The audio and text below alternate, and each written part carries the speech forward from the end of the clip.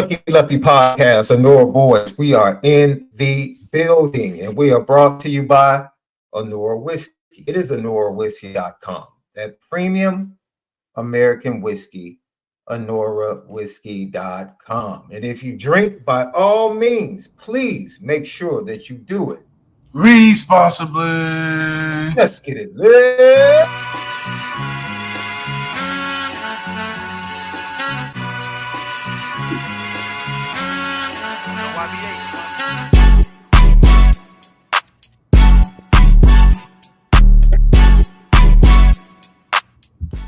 Lucky Lucky Podcast. I am Sean Davis, XD, two mics. That dude, the original Lucky Lefty himself, Malik ZAIRE.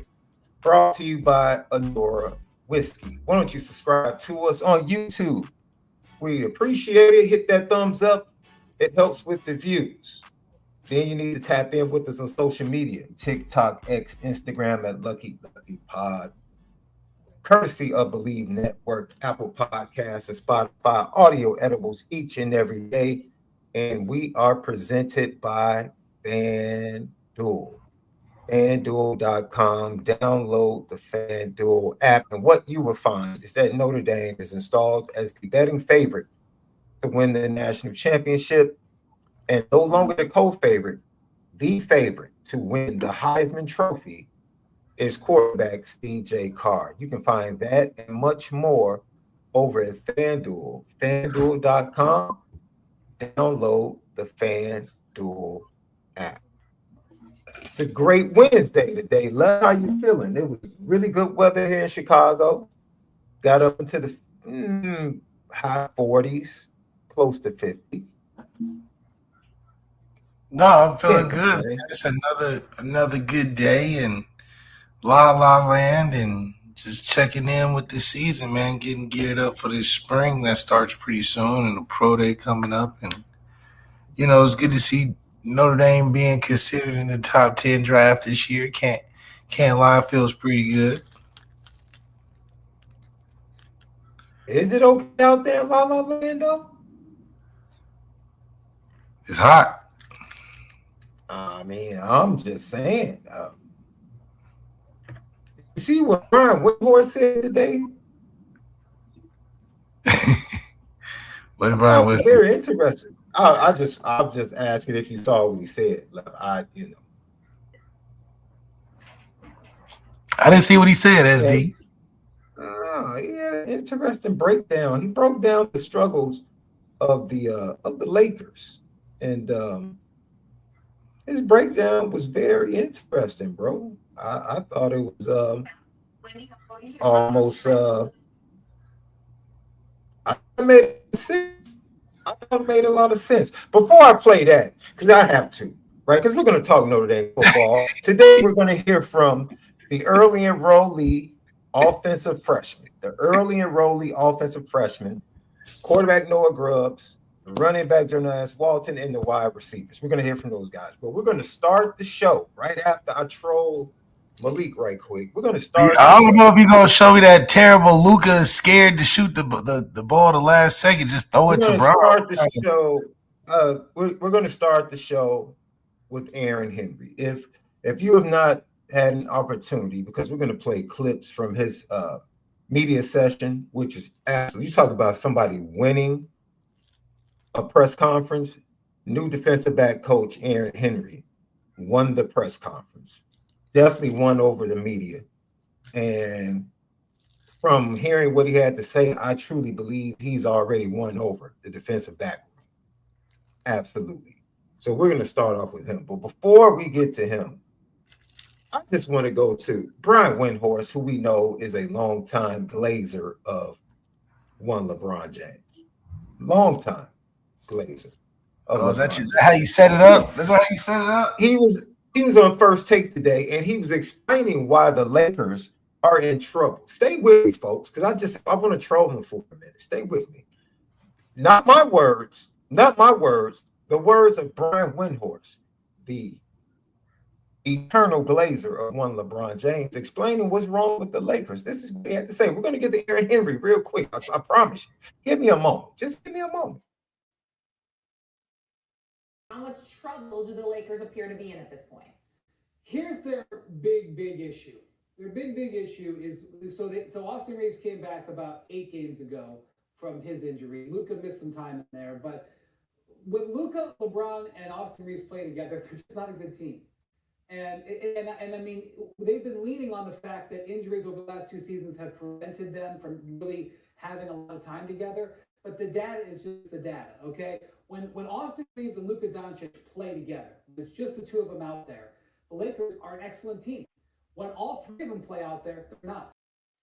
That's it. That's all I need to hear. Brian Windhorst said, you heard it, ladies and gentlemen. He said Luka and Austin Reeves are on the court by themselves. They're a really good team. But when all 3 are on the court, they're not a good team. There's one person that changes that dynamic. That's all I'm saying. That's all I'm saying. The fact that you add. Brian Windhorst said, when he's not there, they're a good team. When he appears, they're not a good team.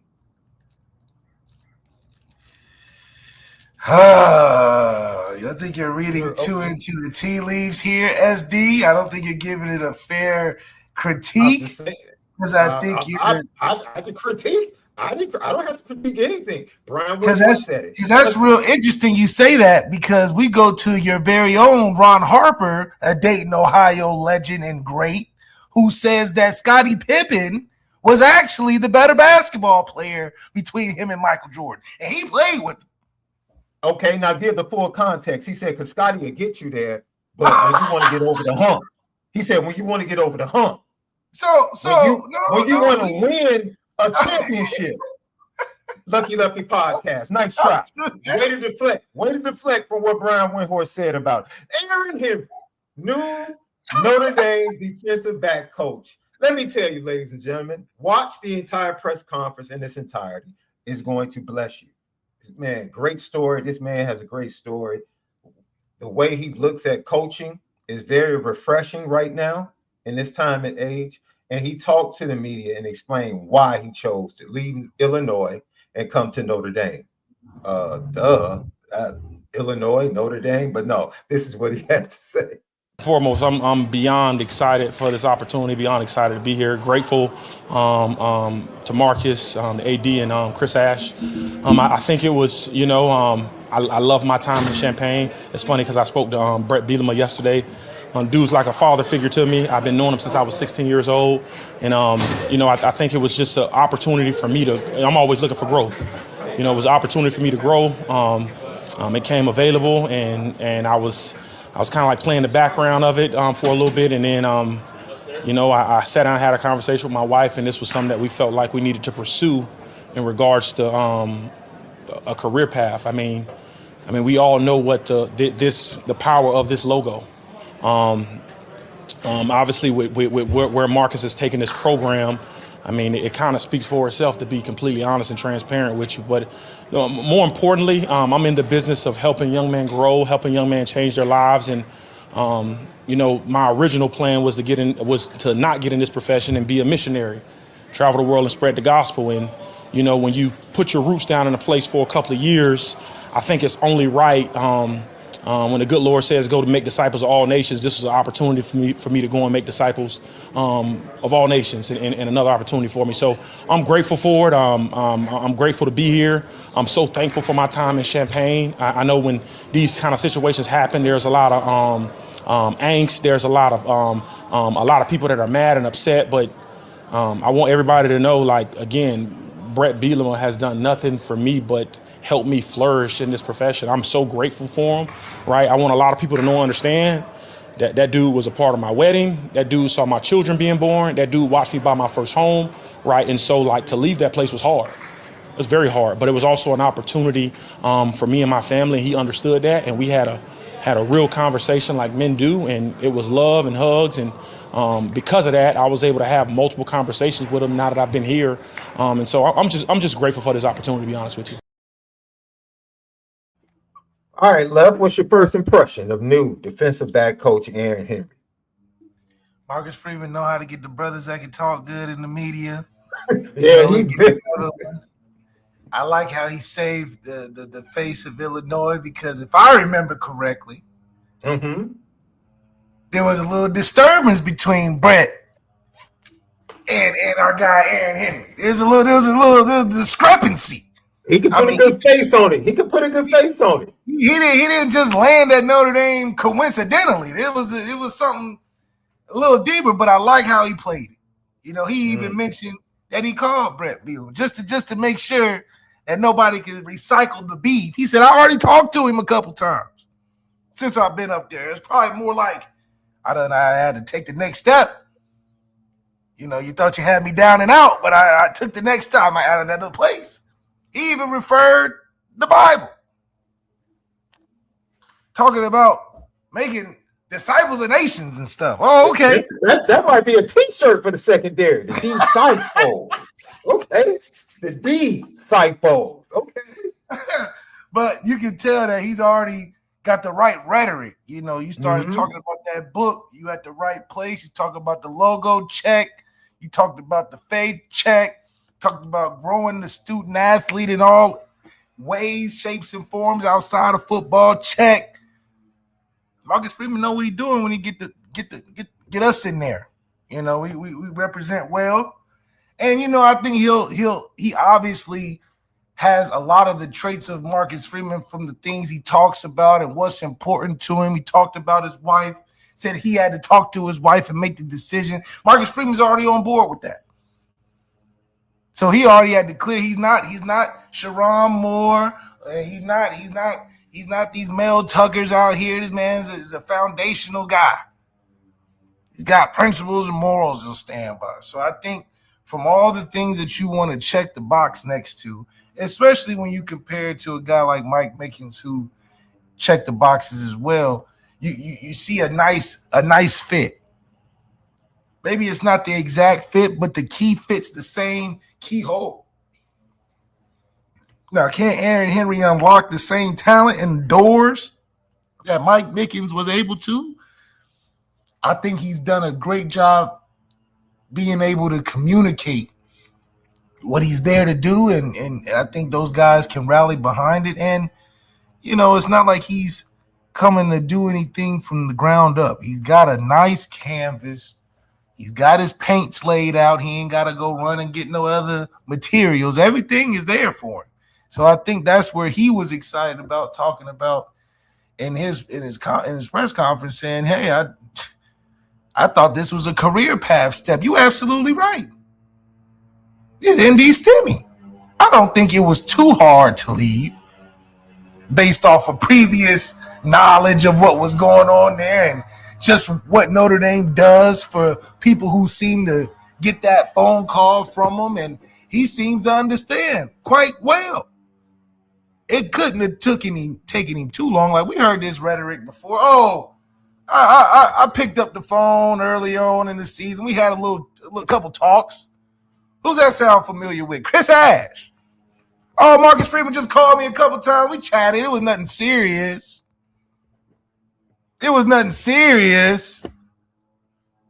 And then, oh and behold, fast forward a couple non-serious conversations, you got the Notre Dame sweatshirt on. You got the starter pack gear on in South Bend. That's so far away. Couple hours up the road, career path. He knows where he's headed. He said, "It's the ND STEM. It's the stepping stone. I just do good a couple years here. Career, the disciples and nations. I was in the local community. Now I'm in the nation. I got the top corner in the nation." Yeah, that's what he was saying. I got the top corner in the nation. I got the disciple of the nation, top corner. So he's very excited. He knows what he's got. He played it right. Oh, saw him see me buy my first house. He was at my wedding. SD. Tons of memories. SD at Champaign. Can't forget them. However, he said, "I know what that logo represents." Y'all know what that logo represents. I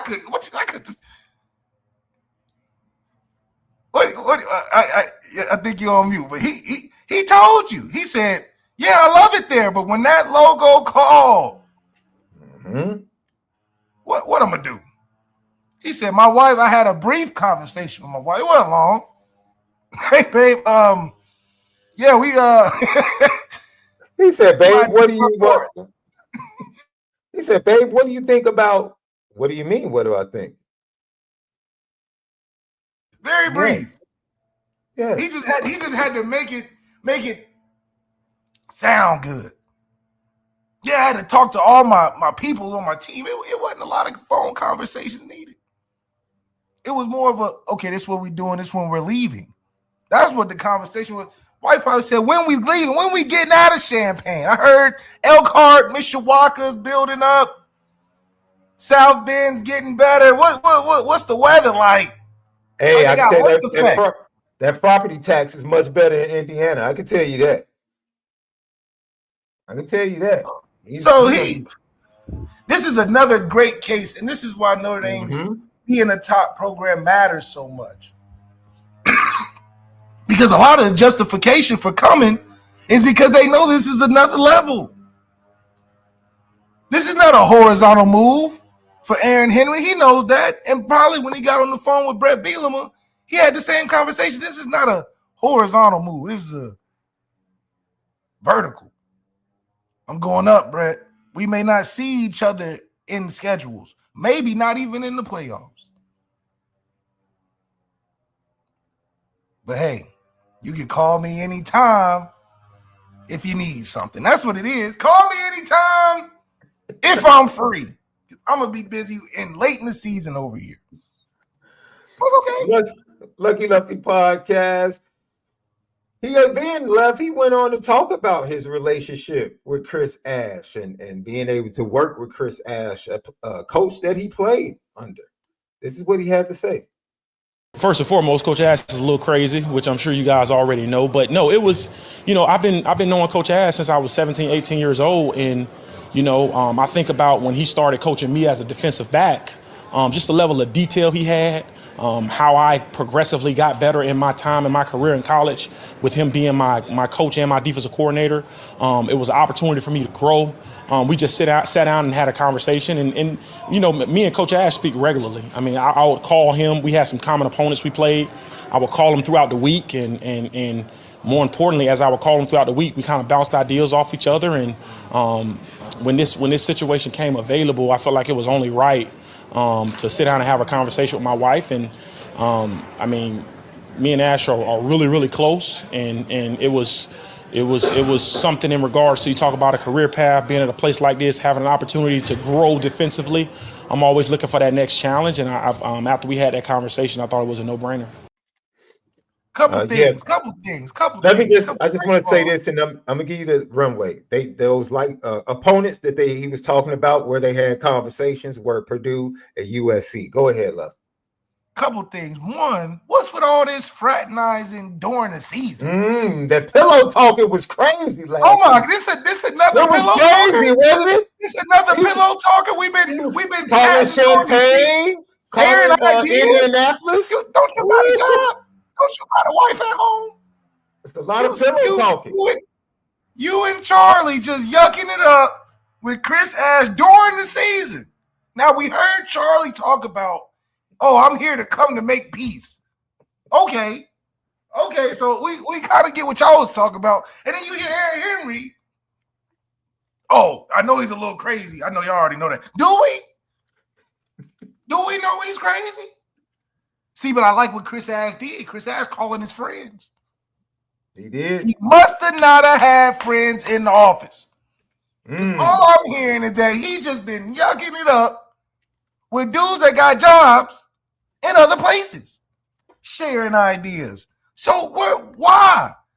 Chris Ash is supposed to be running Notre Dame defense last year. What ideas were you sharing? Or were you plotting and planning this whole time? Were you plotting and planning? Because we got to piece together. See, I like CSI. I be watching Law and Order. I check it out every now and then. And I'll be putting the pieces together. So in season, Aaron Henry was going through it. That's what I heard. Discrepancies in what was going on defensively. similarly to a guy up north. So it sounds like two guys were going through it. Chris Ash, who we see one thing one day, and then we see another thing another day. Then we hear a guy down in Champaign going through it as well as with all this gossiping.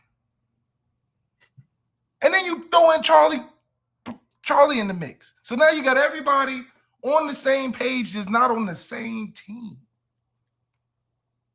See, I told you they was teaming up against Marcus Freeman early on. Now you're bringing in Aaron Henry, who we find out Chris has been coaching him since what's with Aaron Henry? All these connections. Brett done had him when he was 16. Chris Ashton had him when he was 17. Was this made and planned the whole time? Once again, he said he talked to his wife. He said, hey, you know that guy I've been chatting with all year? I got a backup plan. Don't worry.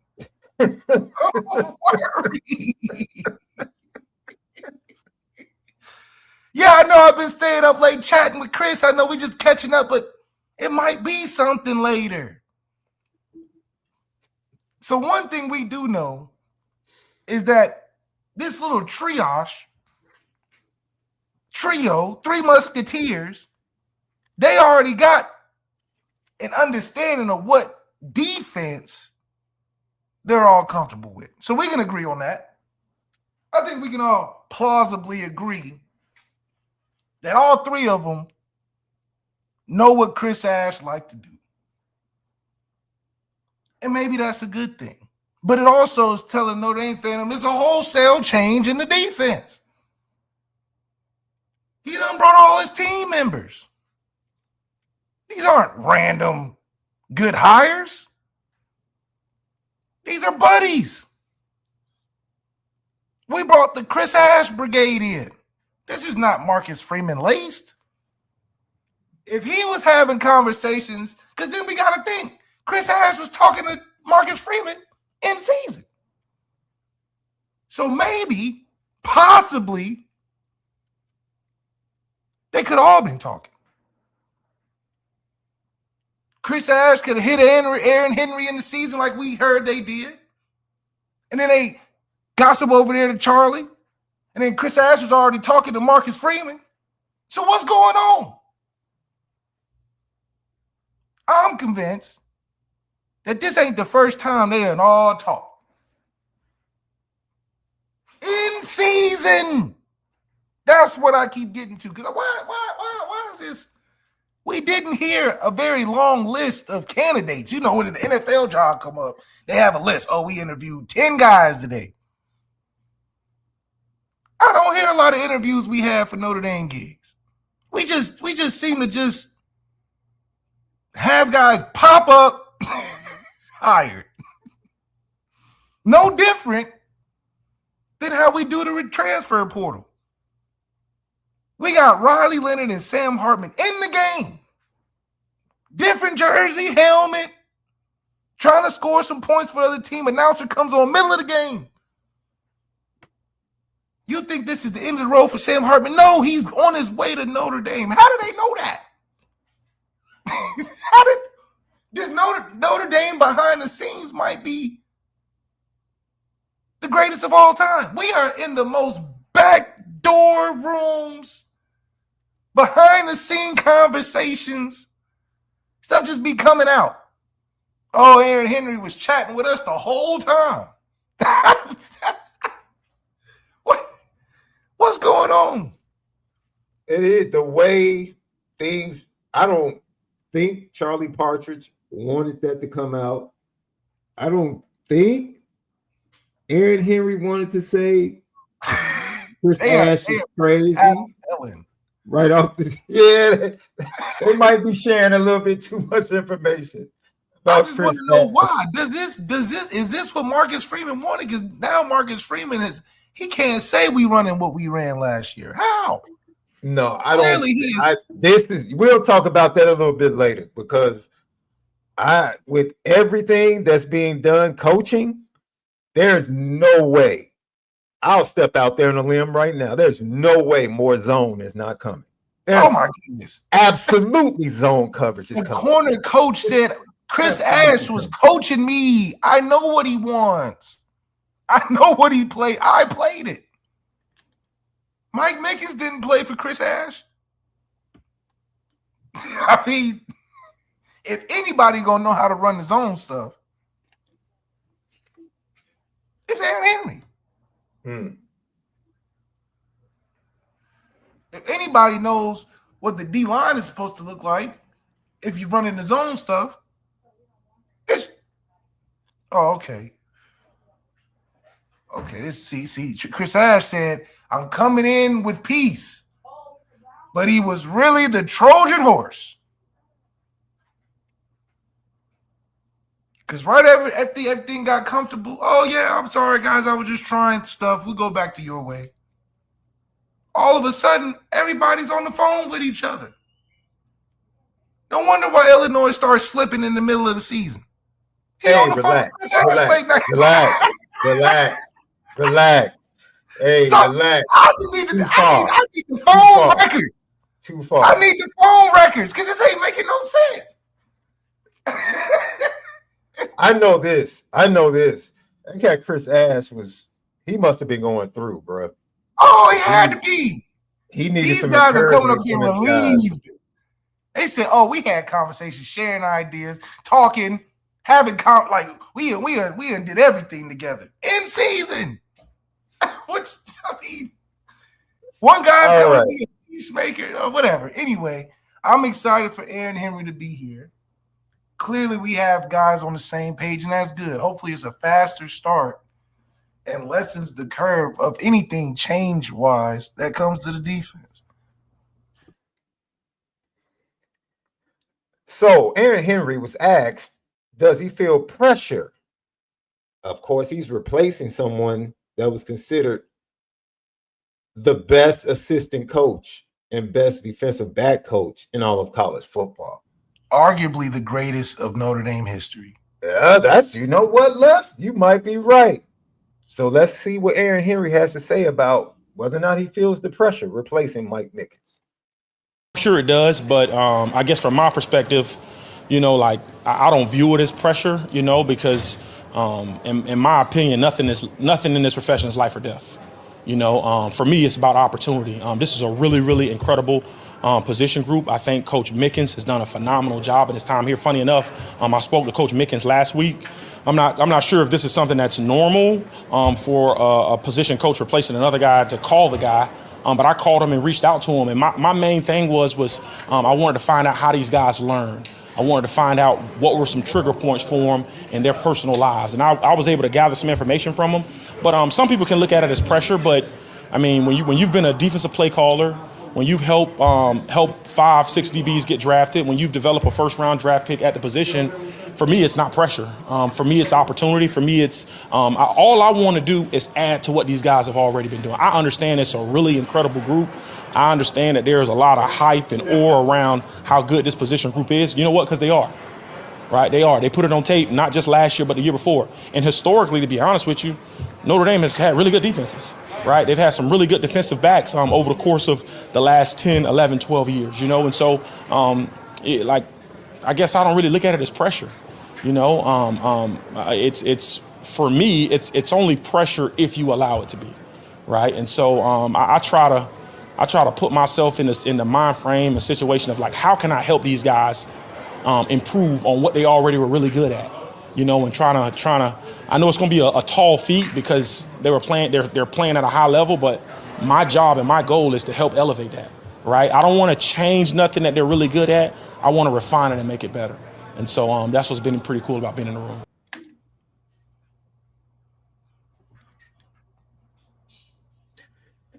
No, that is not normal. That is not normal to call the coach that you replaced. I'm pretty sure that Jawan Sider didn't call Dylan McCullough. I'm pretty sure he did not. I'll just leave it at that. That's a weird situation, though. That's a weird situation. I'm pretty sure Jawan Sider did not call Dylan McCullough, but for Aaron Henry, first of all, he laid it out dude, I mean, I've developed I just developed a dude. He said it's not pressure because I'm not a scrub. So, it's not like I'm out here coaching, postman. My resume's long. Yep. But it's another caliber, guys. And he going back to that. I just want to add thing. The whole adding thing. We heard that before. No, we heard that from the defensive coordinator, didn't we? We heard that from that. His whole I don't want to do nothing but add. See that? See, we know from the previous clip we've watched, you already got this strong, long-standing relationship and understanding of what this guy wants to run defensively. And you ran it. I'm pretty sure you didn't run as much man or the system we ran with Chris Ash, and that's fine.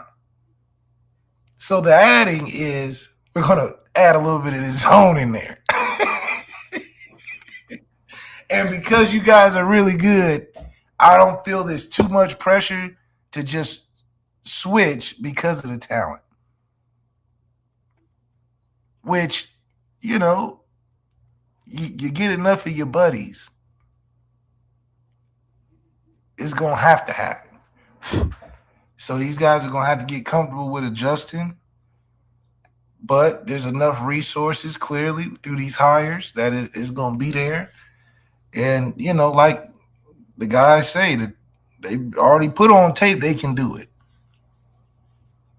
So it's not like we doing anything too different. It's just, like he said, he's adding his own stuff to it and see how it works out.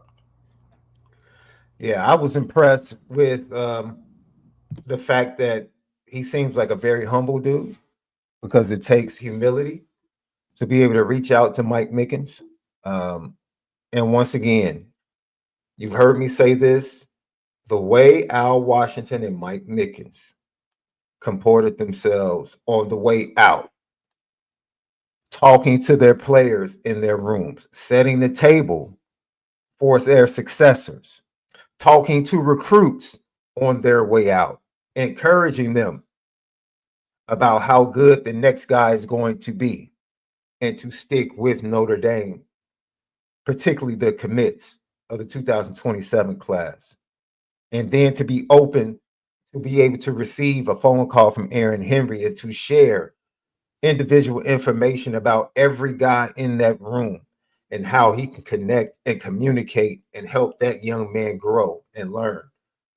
That is care on both sides. And I don't know if you see that a lot in transition in college football. I just don't know if you see that a lot.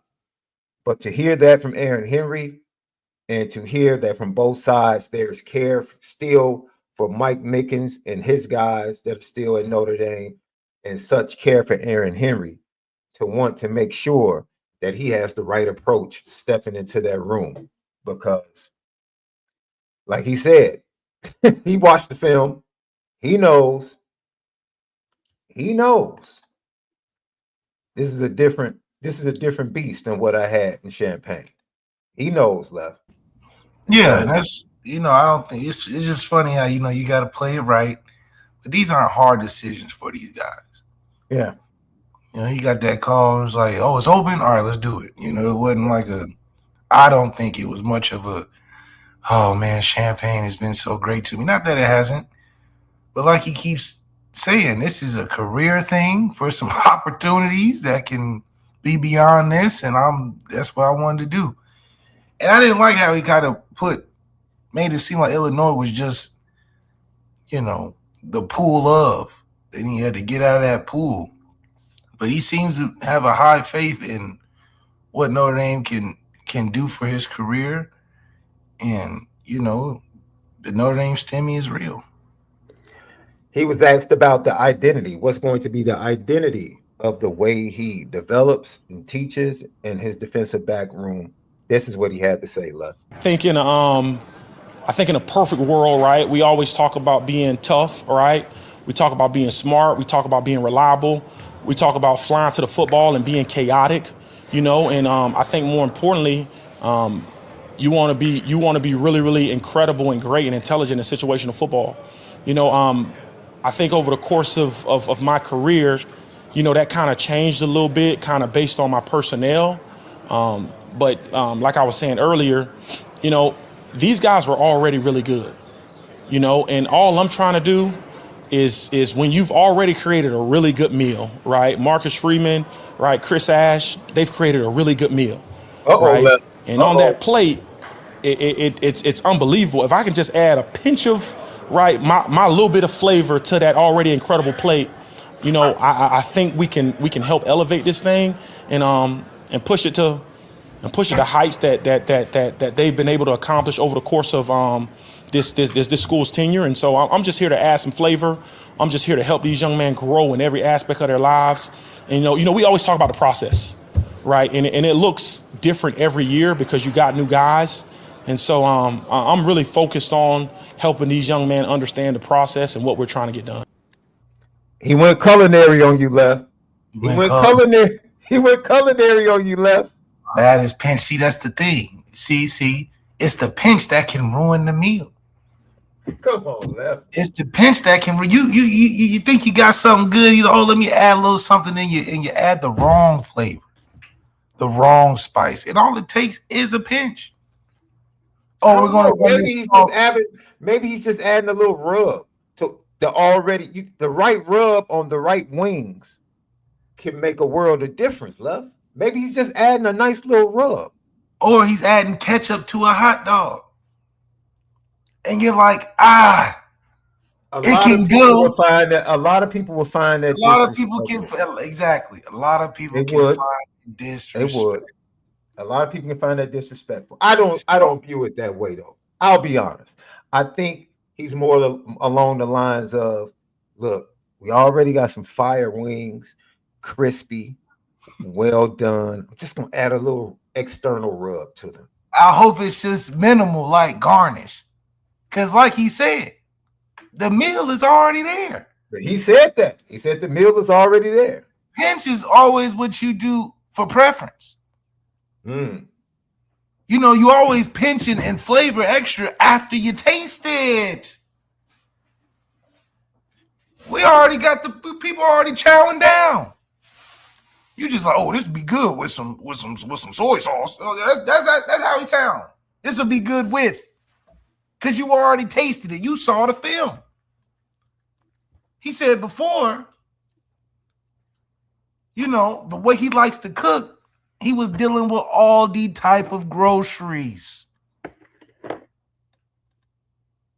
where you only got 3 days after you buy them. So he's like, I got to work fast. I can't really marinate things right because it's going to go bad because they're from Aldi. He said, but I got Trader Joe's now.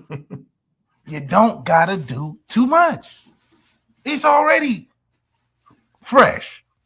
Farmer's market. Out the ground. I can trust it. I don't got to season it too much. I just got to cook it right. Some people don't understand the preheat process. When the package says preheated to 425, don't put the food in while it's preheating.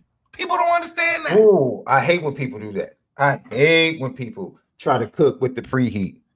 Come on, man. It's like it says wait till it gets there first. You messing up the timing. It don't cook the right way. That's what we said, Aaron Henry. Don't let it preheat.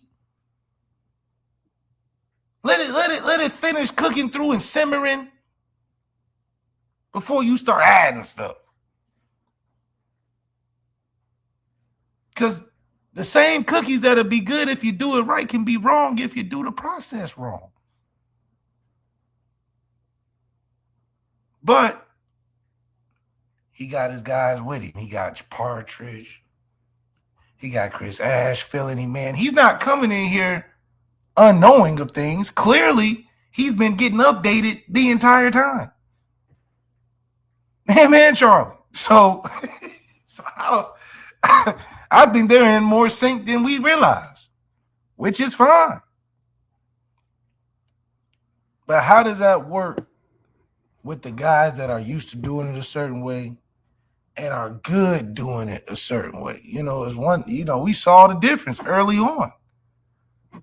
The same guy that had all them picks and finished out the year great, giving up touchdowns the first 2 games. I don't know if he was giving them up, but he was around the ball. So, but hey, it's the best corner in college football. So system can make I'll a difference. say this. After listening to him left, I think he's going to have a profound impact on Christian Gray. I think he fits Christian Gray. Yes. Just both of them being men of faith, I think he's going to be able to communicate with Christian Gray.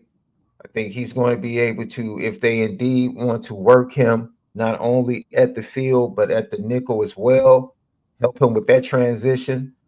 And the way he communicates, I think is going to help Christian Gray. I don't even want him to get back to form. I want him to finally reach the form that he saw himself reaching when he signed to come to Notre Dame. I don't want him to get back to 2024 or whatever. I want him to become whomever he thinks he can become in Notre Dame. That's my hope for Christian Gray. And just listening to Aaron Henry, I think he can help that young man get back or get to that place without question. That's right. Lucky Lefty Podcast.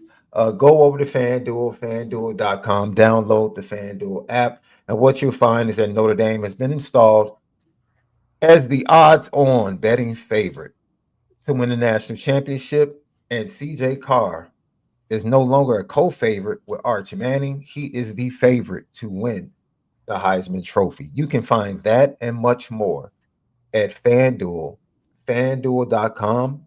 Download the FanDuel app. Left, it's time to hear from our early enrollees on the offensive side of the ball.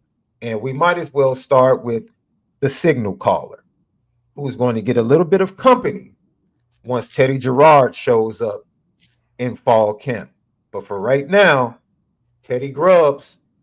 I put their 2 names together.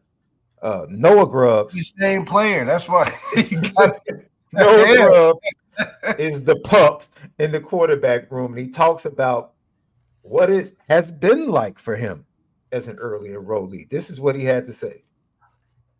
Obviously, just getting here, just trying to get as many reps as I can, just get the playbook down pat, and obviously it's going to be tough coming from high school. Everything's different, but just the game's going to move fast in the beginning. Just try to slow it down the best way I can. And then you mentioned learning the playbook. I guess what's kind of your process so far of kind of processing all that information? Yeah, I'd say just taking good notes. Obviously, meeting with the coaches, talking with CJ, people that have been in my position in the upper level now, and just going over those notes and just going through my brain and going back over that information. I think that's the best way I process things. Yeah, just getting them books, man. Get to class early. He's a tiny little thing, isn't he? Yes. I know he lost 25 pounds. Yeah, you're gonna lose weight. Dalen Trio, but yeah, you up in that cold now. This ain't Florida, so he probably going through it. But this is the time for you to just start taking notes, watching, listening, getting coffee, getting good grades in school, man. Just take your time. You ain't gonna get too many reps, but at the end of the day, you got to build your own process of understanding that this is a weight game, and maximizing the small chances is a real thing. When nobody cares, nobody's really checking for you. That's when you go ahead and put in the work. That's where you got to find if you're special. Mm-hmm. Nothing's gonna change this position for you this year. Like, you might as well just, get stronger, support your teammates, help CJ, but ain't much he can do right now. He talked about the process slowing down for him. The process slowing down for him, and how he's going about making sure that it continues to slow down. This is what Noah Grubs had to say. Coach Gaduli and Coach Denbrock, what's their teaching style like? How are they getting you to the point that you need to be at? I mean, they'll both go over the installs that we're going through that day or through that week, and they both get the point across pretty clearly to me. I think the biggest challenge for me recently is just trying to get to different plays whenever something doesn't look good, because in high school you get a play, you run that play. So I think that's the biggest thing and the biggest difference for college for right now. So just trying to get reps of that and get used to that and get that to slow down for me. And then not only quarterbacking, but the weight room at school and things like that. What has this adaptation to college life been like? Yeah, it's been crazy, obviously, since we're still supposed to be in high school. But I think just trusting in God, He's going to slow things down for me. And just, like I said, just getting reps of everything playbook-wise, but then school-wise, just taking everything step by step, and everything will slow down eventually. I don't know if he's gonna be there long. I don't know. He don't come across like he enjoys it. I'm just saying he ain't got his face isn't saying I'm enjoying this process. And let me ask you a question. Let me ask you a serious question. Should he be thinking Teddy will be here in 4 months? Absolutely. Okay. Now, I know I would be like, okay, dude is coming in 4 months. So I need to go ahead and solidify myself. But you got to find how to do that when you're not. It sucks, man, because you're like, everybody else coming in going to be doing something. You know what I mean? Everybody else that's coming in is going to be a participant in some way. And so you got to be strong mentally, man. And that's why I said he ain't looking like he holding up too well, because it's a real mental challenge. That's why if I had to do it over, not even if I had to do it over before my sons, we going to where we expected to play right away. We don't care if it's big school, small school, because I don't think that's the part of the journey that needs to be experienced if you're trying to get somewhere fast. So I think he's just got a good fight ahead of him, and it's funny because the stuff he's talking about, trying to get reps and experience, I mean, that's not even, we're talking about 10% of the game maybe of getting into a better play. They get you focused on the super hard stuff early, but he's just focused on, man, can I complete this pass every day? Can I remember the play call? Can I be loud in the cadence? Can I find a way to stand out? Get overly excited about stuff. It's stuff you gotta figure out as a guy coming in that never had to do that before.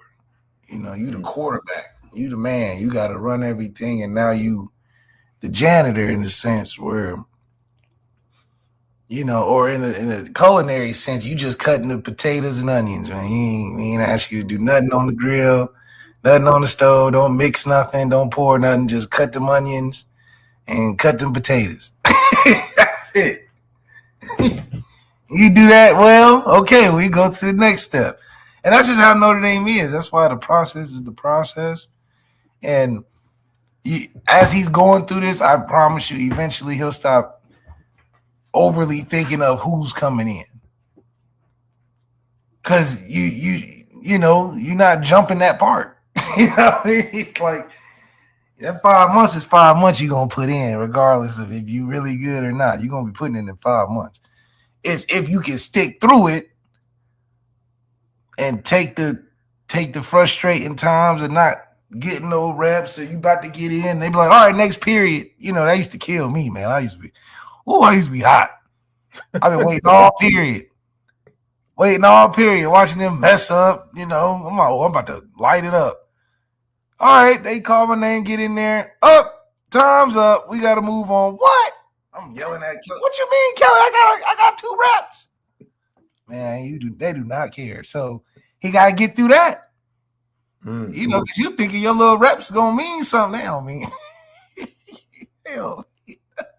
Hey, you go, okay, maybe next time, you know. So all of that, you just got to take it in stride. And when you get your legitimate chance, you'll feel it. You know, you'll feel when they like actually looking your way and all right, them throws count now. We need you, you know. And it'll come in time. But right now, you just cutting potatoes and onions, man. You know, Denver cutting potatoes and onions. Just that's wild. And don't do it wrong either. You know, you ain't even got no. It's crazy because as much as they don't pay attention to you, you'd have no room for lollygagging. You know. Yeah. Lucky Lefty podcast. So now we go to his backfield, one of his backfield counterparts from the 2026 class, Javian Osborne out of the state of Texas, is one of those guys. But Jonas Walton from the state of Georgia stepped to the podium. And yeah. The Georgia boy had a little issue with the snow this winter. Let's check it out. It definitely has. I would say starting at that snow point, the snow has exceeded my expectations. Like I thought it'd snow okay here and there, maybe for a week or two.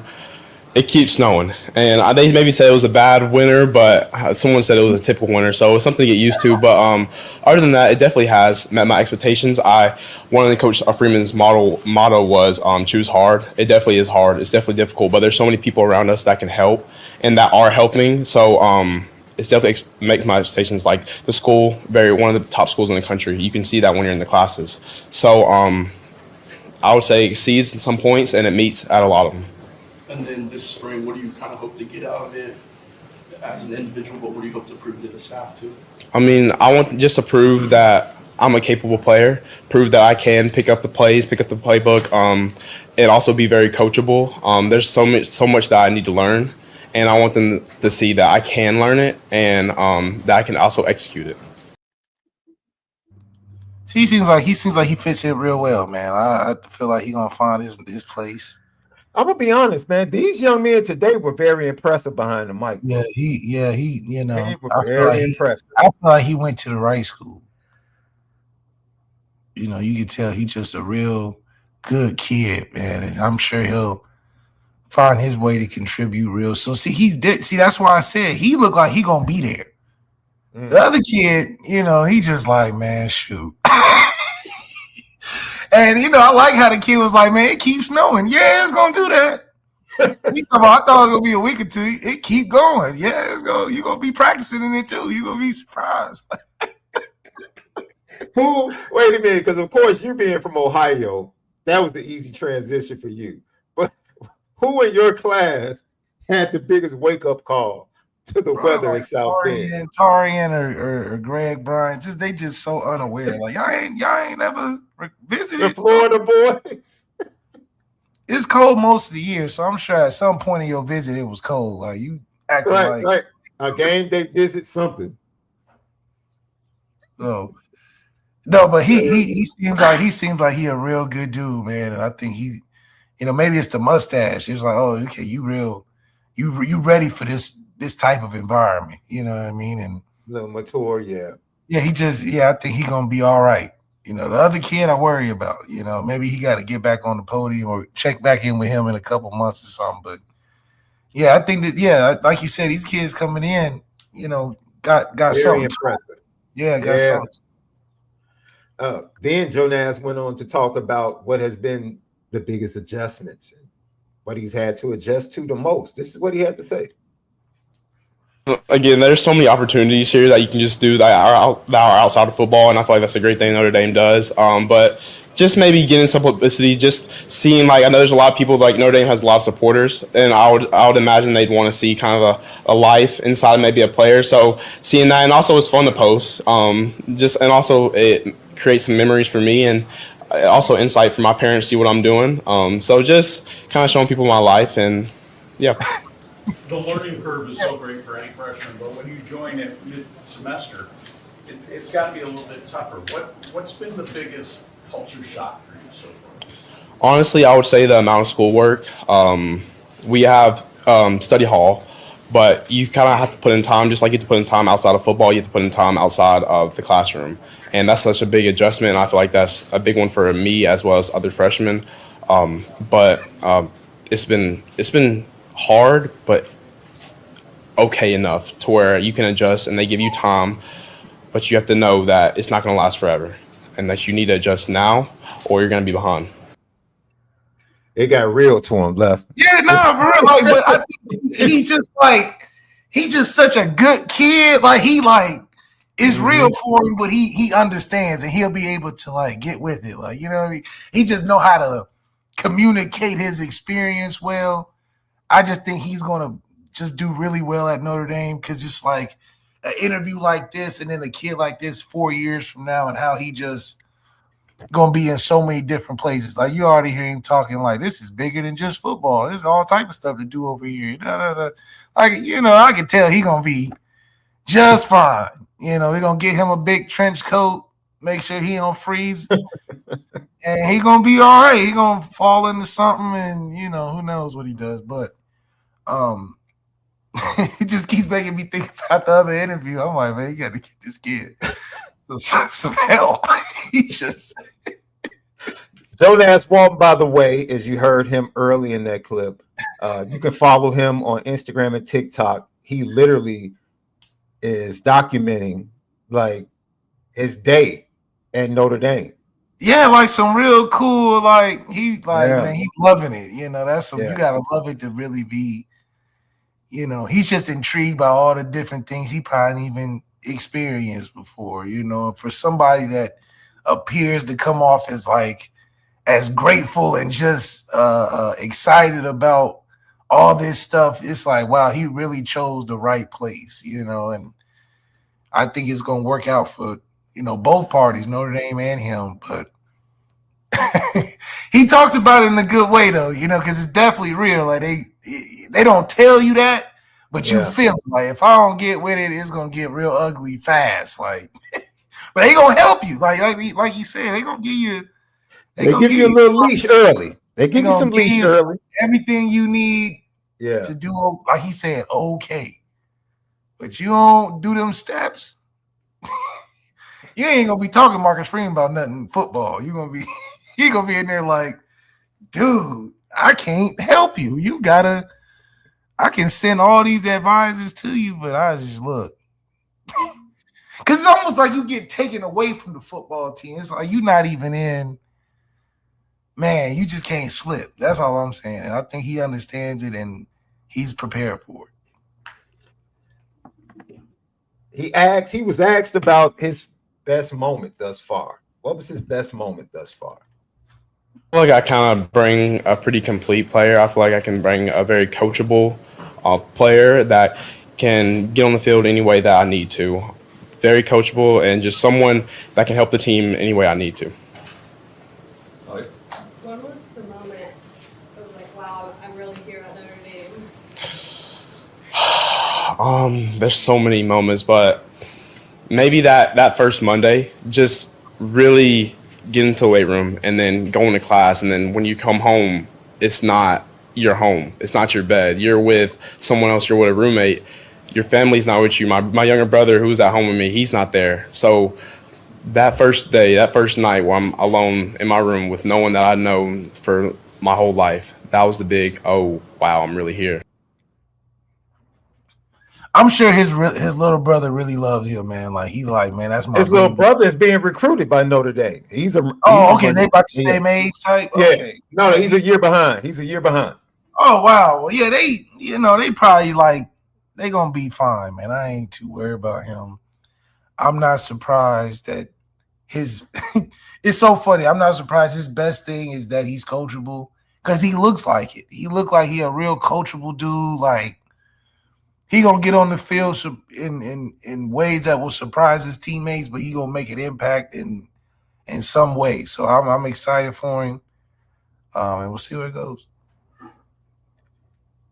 Lucky Lefty podcast. Let's go from the backfield where we heard from Noah Grubs and Jonas Walton, and go out to the wide receivers. And we start with the NFL legacies. Devin Fitzgerald out there from Brophy Prep, left. You coached against him. You saw him play. The jump he made his senior year from when you coached against him was just really astronomical. He really became a dominant wide receiver out there at Brophy Prep.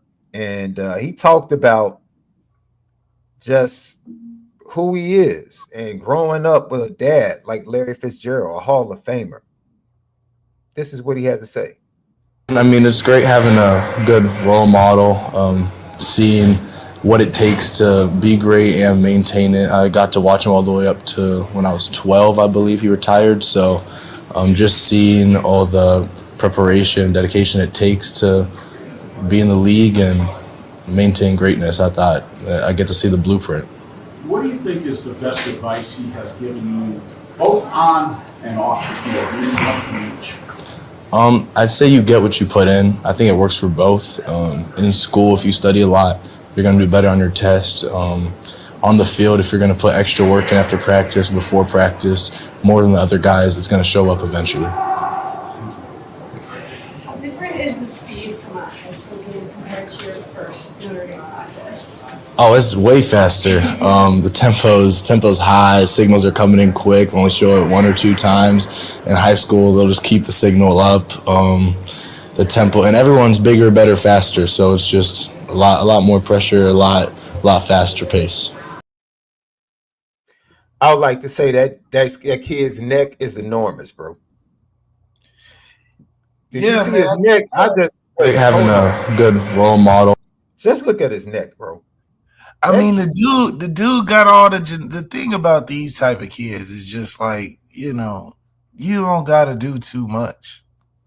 He just know what to do. Even Corey Robinson, as non-football he had to be, his genetics just kicked in. Like, I just, you know what I mean? It's like he ain't had to try to be a professional athlete.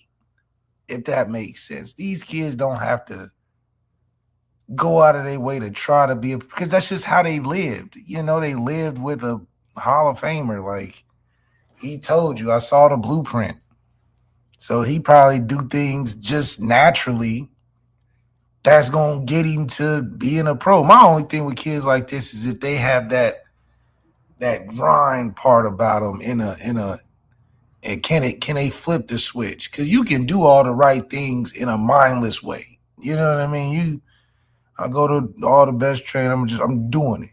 But then there's a certain fire, that you gotta have with that, because he probably got all the skills and techniques to get him on the field and to look the part and all that. But do he got the fire to be the number one receiver?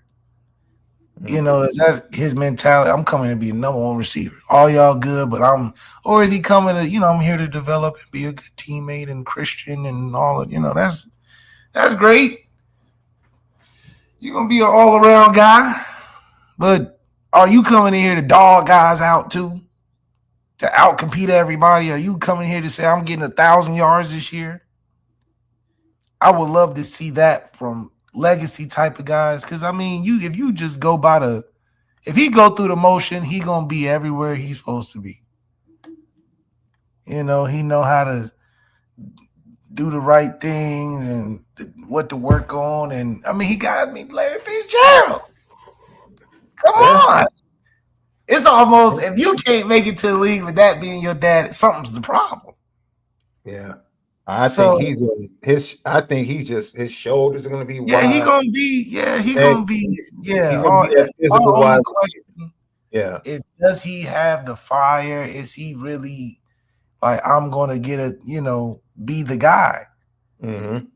Or is he gonna be like an Equinemius who got all the talent in the world?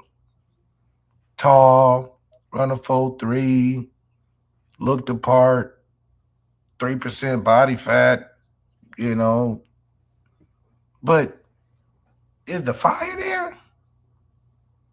You can make it to the league. He went to the combine and killed it. Got drafted. He gonna do that, but you saw him in Chicago. I thought if he had to fire, I mean, they even gave him the chance to be number one. Him and Chase. You know? But they good guys, man. They real solid. Oh, you know, I mean, so same thing with him. I think he's gonna be a great addition, but if it's 3rd and 6 and we need a play, can we call on him? That would be my question for you. And then Devin Fitzgerald, he just raved about how tight not only his class is, but the wide receiver room. This is what he had to say. I wouldn't say that provided the momentum. It definitely was a great time in the summer with all my friends and all the other top recruits in the country. But I think really the work that we put in the offseason as a team back at Brophy provided that momentum. And we wanted to show we were capable of. We came up short again, but I feel like we did a good job this year. And then you and Kaden got pretty close during the recruiting process, took vacations together and everything. Yeah. I guess what's that relationship like now, just having somebody that's kind of been in your shoes off the field, going through it now? Yeah, we talked a lot even in high school when we both were committed, or even when we weren't committed, like taking visits to like UCLA and stuff together.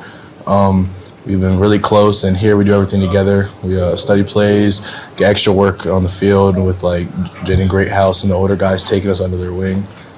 It's been great to have a good friend, but I'm tight with the whole class. I mean, all these friendly dudes, man. Okay, we love it, man. We good teammates and need some of that to carry over. Hopefully, you know, these all gonna be well-off individuals and great teammates and gentlemen through these 4 years. We know that, you know, it is a super special thing that Notre Dame seems to recruit very good locker room guys, man. You mean, even the transfers are good locker room guys, as we saw from Will Pauling, where these guys they're like, I'm friends with everybody in the locker room. And I'm sure 80% of places you can't say that. You know, I couldn't say that at Florida, even though I personally was pretty good with everybody, but shoot, I saw the difference. I'm like, there's cliques in locker room. I mean, not even cliques, but it's just like guys hang out with, you know. At Notre Dame, it's just like everybody's everybody. We all friends and stuff. So that's the special, I think, aspect of just the recruiting and just what the locker room provides. Mm-hmm. It usually translates, in my opinion, to why we have a certain level of success each year, just because we're just really good connected with each other. Like, if you're just a really tight team, and you ain't got to be best friends, but, you know, just got each other's back, just a great locker room, you're going to win 7 games. I just think that it just happens. If you have a great locker room, you're going to win 7 games, at least. That's going to get you 7. Now, all the other games, you got to have some talent, some coaching. But if you got just a team that likes each other, you're going to win 7 games. And I think that was always our case. And, you know, when I was there and just when we wasn't, ironically, when we weren't good is when we weren't close as a locker room. And so we didn't get 7-game guarantees. So yeah, I saw the difference. Let's hear from Braden Robinson talking about what he brings to the offense and brings to the squad at wide receiver. My speed and my versatility, I feel like I can bring a lot of different attributes to the game, whether that's in the slot, outside, return game, in the backfield, whatever they need me to do, I'm going to do it. But when you come here and you're going up against guys that are 4 or 5 years older than you, it probably is a little bit intimidating. What have those first moments been like on the field? I mean, I don't find it intimidating at all. In high school, I mean, 8th grade, I was practicing with our varsity team and stuff like that. And during the summer and just getting work in with them and going to get some of the top corners in the country in our area. So I feel like I'm pretty prepared. Who is that guy? That is Braden Robinson, wide receiver from the state of Texas. Oh, okay. Man, he looked real serious, man. We get these serious That's the mustache again, right? You had the full goatee going left.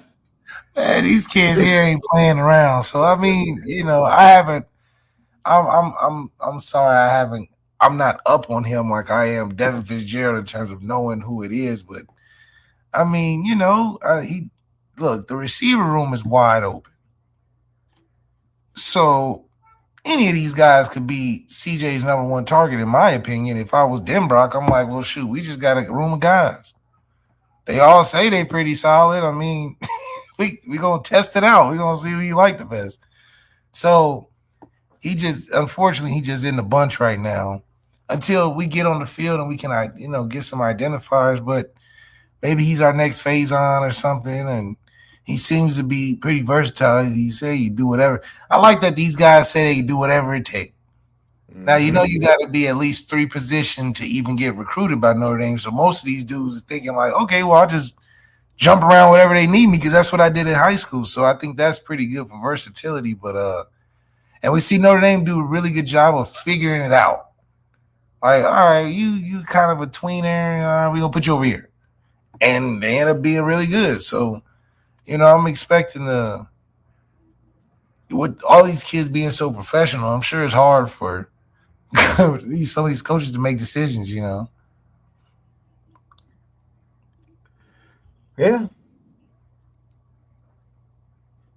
Yeah.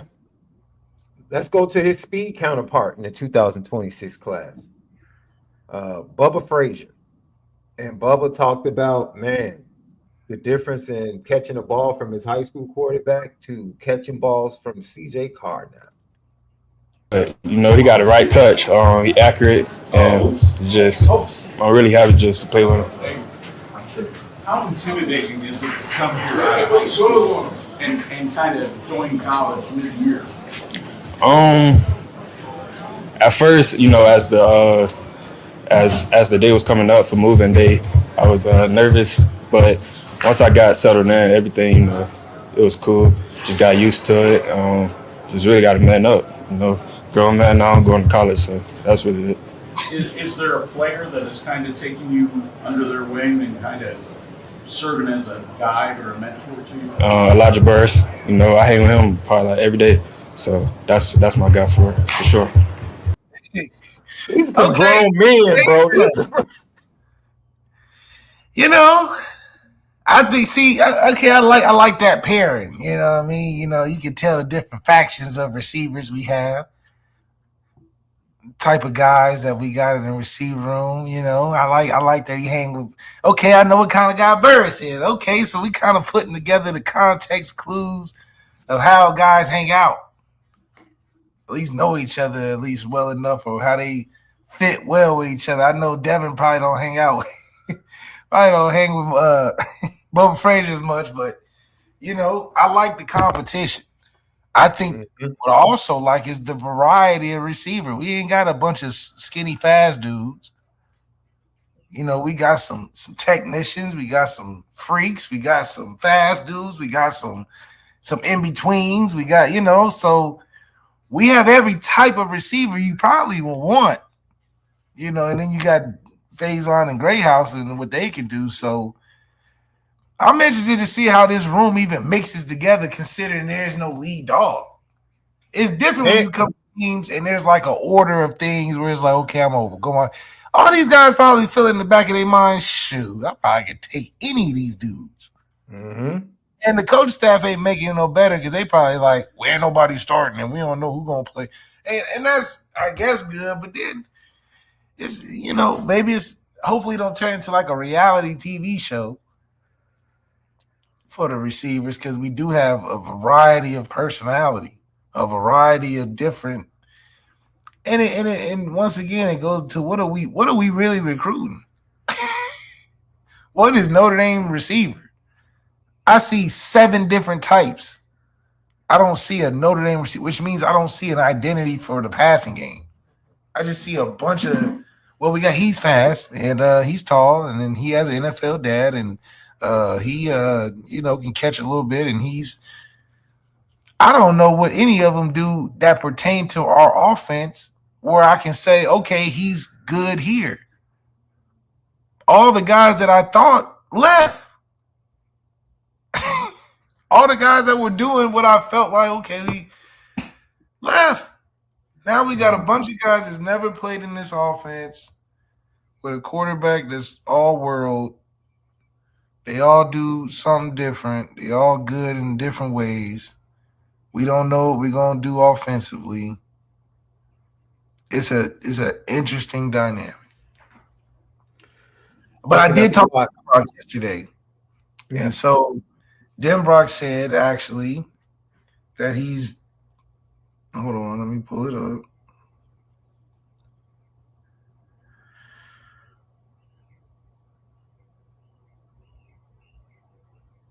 He's really excited though. You know, Denbrock's really, he said the boys look really, really good, man, and it's all about leaving no doubt this year, and you got ample opportunity, you know, and I think where we track back to what we said about CJ, his best thing is making other guys around him good that are talented. Well, he's got that. Yeah. Lucky podcast. Now we go to the fifth card in the wide receiver class of 2026. Another NFL legacy, Caden Finley, who, man, Alito, Texas, this kid, his junior and senior years were just absolutely phenomenal. And so he shared where Notre Dame is starting him off this offseason or this winter. What position they're starting him off with. This is Caden Finley. I play slot receiver, so we're going to see how that turns out. I feel like I can use my size, my physicality in the inside. I can block, chip the edge, block the linebackers, get the safeties, any of that. I feel like I can get open against press coverage, man coverage, all of that. So for right now, I'm in the slot. And then Alito is one of the best programs in the country. How did that kind of prepare you for coming to Notre Dame? Yeah, for sure. Alito's somewhat like Notre Dame. Workouts are just as hard. The standard is really, really high in Alito. So just growing up in Alito, I was on the phone with my coach yesterday, and I was just telling him, like, Alito prepared me for Notre Dame. I feel like God put me in Alito to ultimately come here. I think this is the best decision and God's plan for me. And I think Alito prepared me well for this. Brother look different now. Light skinned dude. He's a little more put together physically. Yeah, yeah. He looked different. So okay, so I mean, I don't know, man. It's so wide open and so unknown what we want to do, and we're heavily talented, and all these guys got some kind of story. And the recruiting class looks good, man. Like, you know, in another world, all these guys could, you know, be out there day one. Ideally, all these guys in some way could be out there day one, and we haven't even mixed those with the Gilberts and the Burrs and the Gray House and the Faith. I mean, it got a lot of dudes. How many receivers you got? Like 19, 18 or something like that? Yeah. So there's only one football that just seems we're getting more and more players. So how much do we? His last 2 years of high school football left. I just want to share this. His last 2 years of high school football, Caden Finley put up 156 receptions, 2,917 yards, and 42 touchdowns. Man.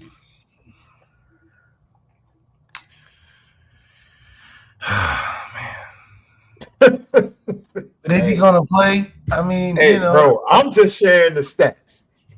Oh, I don't care where you play, bro. Over a 2-year period, when you put up 156, you haul in 156 catches with 2,917 yards and 42 touchdowns. I don't like hearing that if he ain't playing or if he getting a catch a game, or, like, you know how we be doing offense. So I see you're talking about opportunity. You're talking about opportunity. Right. I'm just, you know, we're due for a breakout quarterback receiver duo or superstar receiver or whatever, but you got all these potentials and no direction. That's all I'm saying. He also talked about catching the ball from first impression of CJ Carr and catching balls from him. Gosh, it's a lot different. But my high school quarterback was great. Lincoln Tubbs going to Air Force, but catching the ball from CJ Carr is just it's like a dream. Like you have an amazing top tier quarterback throwing you the ball. You get to learn from him. You get to come catch routes with him, pick his brain a little bit, watch some film with him. So just doing that is amazing. It's a true blessing, and I'm excited to work with him this year. See, the NFL, dude, that's that NFL stuff. He know how to prop his QB up in the media. You know, he said, talk about it's a dream. Is it? CJ ain't won nothing. But, you know, I feel him, though. Like, you know, I'm lobbying, too. He's the greatest quarterback I've ever seen throw the football. But the other thing, too, that I appreciate is that I like that they're mentioning that he's throwing the ball. We're used to receivers mentioning our quarterback as the fastest guy ever, Lamar Jackson reincarnated. Oh, he's special with his legs. Oh, he can do both, blah, blah, blah. I'm excited and ecstatic that these guys are saying, man, the way he throw it is just different. Yeah, you're not getting that Tyler Buckner stuff you used to get. They ain't giving us the man. The way he can just buy time and just point me to who to block when he's running downfield. I mean, this guy is special. I mean, they're really excited like they're auditioning for the football, which means that maybe it's going to be in the air more. And I'm really excited to see that, man. And once again, it's like, I'm sure all these guys feel like they can play this year. Because if I'm looking at it as a receiver, I'm like, well, shoot, who's proving anything, you know? One guy had a good game here and there. Another guy had a good game. Guy got hurt. This guy hurt. Okay, well, they didn't seem like they had a lot of guys last year. And all the guys they threw to left. So, to me, if I'm a freshman, it's wide open. Yeah. They got 2 transfers. You know, who knows with them?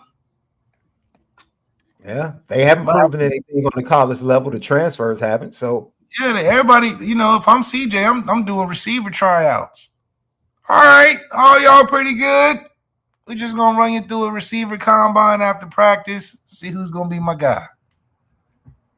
Because there's too many of y'all, and I only can take 3. Realistically, you know, if CJ balling, he got 3 good receivers. Mm-hmm. So somebody going to get left out, and there's about 20 of y'all on the team. It's almost like JUCO rosters is getting to where there's just so many. It's like, what you even do with all these dudes? They are deep, especially with that 9-game rule too now. With Red, yeah, it's like all y'all can play. Y'all got free seasons and all type of stuff. He was asked about how close this group is with the transfers, the incoming freshman class, and the remaining guys in the room. This is what Caden had to say. Yeah, it's a tight-knit group. Everybody, you know, we have the 2 Ohio State guys, and then you have 5 of the new receivers, and then everyone else has been here. And I'm coming in here thinking like everyone's going to kind of have their little cliques and their circles, but when we got in here, everyone was kind of close. Everyone's laughing. Outside of football, we're all hanging out together in the room. We're focused on plays. Everyone's helping each other, picking each other up, encouraging each other. So there's no animosity in the group. Everyone is really tight-knit, and it's amazing. And yet it's a competitive room. There's Absolutely so many passes to be caught. Mm-hmm. So how do you kind of move yourself up the ladder a little bit? Yeah, just stay with a positive mindset. There's going to be hard days. I'm new to college. There's going to be hard days, but just remembering I have family back at home, remembering my reason why. I have little brothers back at home. I'm here to accomplish my dream, accomplish my goal. So just getting better each and every day, focus on my task each and every day, waking up, and just remembering why I'm here is how you separate yourself in the room. Yeah, these good kids, man. It's hard to make it hard. Dude, it's hard. I mean, what else can you say, or what other vibe can you feel other than a great vibe from these kids? Yeah, you just want all these kids to do well, man. It's like, dang, can we have 2 teams? You know, can we have a JV team or something? But man, all these guys have politic themselves to convince me they should play or get a chance at least, you know, and they will. But once again, it's all fun and games now. until somebody's getting that football more than somebody else. I mean, it don't mean nothing now. You out there, you ain't no scoreboard, ain't no real defense. Okay, but it'll grow, and hopefully it'll grow naturally, where the cream rises and it sifts out, and we can coach it right. Because a lot of times, guys can feel ways because it's not coached right, whether it be the receiver coach not helping these guys develop, or the offensive coordinator not in sync with the guys' abilities and what each guy can attribute to the team. And, that's where recruiting is important, because you're not only recruiting good players, you're recruiting guys that fit what you want to do. So if Denver likes throwing it 5 wide and we recruiting the best tight ends every year, it's like something's gotta give. So hopefully we have recruited the receiver position enough to where Denver can find somebody. Yeah. Give me 2 first-round receivers again. And I mean, shoot, if we had to pick right now, who would be 2 guys? I don't know. CJ realistically can have 3 dudes he's getting the ball to on a level where everybody's winning. I can't even tell you who the 3 in the room could be. I don't know how many places you can go and say that. That's what I'm saying. This is such a unique thing. Like, we have, I don't want to say too much talent, but too much talent in the sense that I don't know if we know what to do with it. Yeah. We like the Bulls with 6 point guards.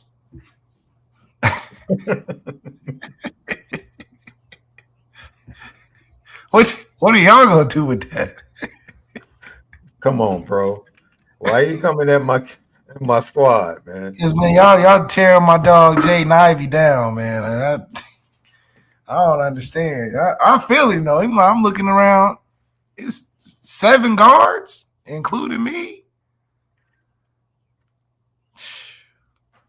Sometimes it be like that, bro. That's what I'm saying. That's Notre Dame's room, right? Or receiver room. We got the Bulls 6 point guards. It's like, but just like y'all, it's like, what out of the 6 can y'all really say, okay, he stands above the others? They're all just 6 decently good point guards.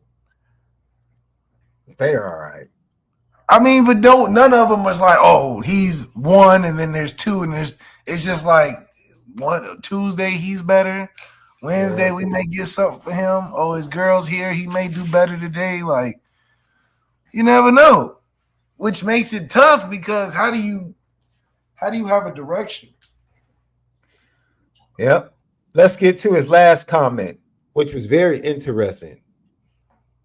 He was asked, Left, who has he been impressed with the most out of the wide receivers? This is what Caden Finley had to say. This might shock a lot of people. In the receiver room or just overall? Overall. I'd say Bubba Frazier. Bubba Frazier has surprised me a lot here. He's really quick. He's always in his playbook. He knows everything. He's really smart. He's quick. He's aggressive. He has great hands. His work ethic is amazing. I love seeing it. And so I think for the next 3 to 4 years, 5 years, I think it's going to be amazing working with him. So that's the guy that has impressed me the most. Let me tell you something. I knew Bubba. Hey, can he be that MALIK Tony for Notre Dame this year? I knew Bubba was going to be at least somewhat of a chance because his interview was good. But, I'm not surprised. Like I said, to have a Bubba Frazier and then a Caden Finley and then a Jordan Faison all playing the same thing, all 3 are different. How you gonna have a MALIK Tony and then have a Jordan Faison mixed in with a whatever? It's Yeah. and CJ's best stuff is outside. So what are we talking about? Yeah. So something's going to work and something's not going to work. I think that's what it is. Something's going to work, and then something that we want to work is not going to work. Yeah. Something's going to stick. So I'm just going to stick from this wide receiver room. And you have to be pretty excited going into the spring with the high ceiling that the collective talents of this room gives the Fighting Irish. Lucky Lefty Podcast. Subscribe to us on YouTube. Hit that thumbs up. It helps with the views. At Lucky Lefty Pod, TikTok, X, Instagram. We are presented by FanDuel and also courtesy of Bleav Network, where you can find audio edibles each and every day, Apple Podcasts, Spotify. Go support us on the audio side. And if you go over to FanDuel, you can find everything you need to know for Major League Baseball. Your win totals are up for all of the Major League Baseball teams. We're probably about a month out from the start of the season. I'm super excited about my White Sox, and that other team on the north side can just kick rocks. But you can find that much more over at FanDuel, FanDuel.com, or download the FanDuel app.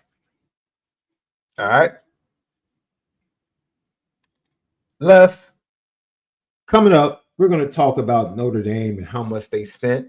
According to a report, a poll of GMs all over the country and college football, and Notre Dame was one of the top 7 spending teams in the transfer portal. One of the top 7 spending teams in the transfer portal. Top teams were, of course, LSU, Miami, Indiana was up there at the top. That's pretty good to hear that Notre Dame was top 7. I think Notre Dame can get away with being top 10, and they'll be good. They don't have to be in the top 3. They don't have to be in the top 5. If Notre Dame can sit around 7, 8, 9, 10. Yeah, I mean, I don't mind if we continue to recruit all season for real. Like, continue to recruit the way they recruit. And he did make the playoffs and came in second. So yeah. What's that mean? Yeah. And they're starting out great in the 2027 class and the 2028 class. 5-star defensive end Kellen Hall is going to be coming in March 25th to check out the Fighting Irish. This will be his 4th visit to Notre Dame, and he's a 28 kid. He's from Louisville, Texas. Louisville, Kentucky. I'm sorry, not Louisville, Texas. Louisville, Kentucky. So it's going to be great to see that young man. Also, Braden Parks. He's coming in. He said his visit. It is, I believe it's March 21st. Yes, he will be there on March 21st. Albert Simeon, 5-star offensive lineman, has set his visit towards the end of March. So Marcus Fakatu is coming in for the blue and gold game. Roman Igwebuike, a linebacker for Mount Carmel out of Chicago. Mount Carmel, 4-star. I think he's ranked like 95th in the nation, 6th best linebacker. Long-time Ohio State, Michigan lean. Of course, former Michigan linebacker coach Brian Jean-Mary is now at Notre Dame. So now some of that momentum and energy shifts from Michigan over to Notre Dame. And so he'll be coming up to campus April 24th. April 1st, Quentin Burrell will be up to campus. Just a bunch of guys, a bunch of the 28 kids. Darian Prescott, Cam McGee said they're still working on setting up spring visits. So Notre Dame's doing a really good job. I think Cameron Wagner will be there on the 21st. Running back Trey Segura, Lathan Wissington, who we did a film breakdown on. They both will be there March 21st. March 21st is turning out to be a really big day. But Notre Dame is going to treat all of these days during the month of March as big recruiting days, leading into the month of April and this blue and gold game on April 25th. So that's just a little tidbit on the recruiting and what Notre Dame is doing with spring visits. I thought, Left, after hearing Caden Finley talk about your guy, Bubba Frazier, I thought it would be perfect to go ahead and watch some senior film, because we haven't watched the senior film of these wide receivers, these freshman wide receivers. So Let's check out some senior film of some of these guys. And this is Bubba Frazier. And I think you're definitely going to see. Look, bro, this first play, they talked about how quick he is and how fast he is. I don't know why I just did that to make a commercial pop up. I apologize for that. Let's get to the film. He's stacked out to the field. They motion him to the slot. Just watch how quick he gets up on this guy.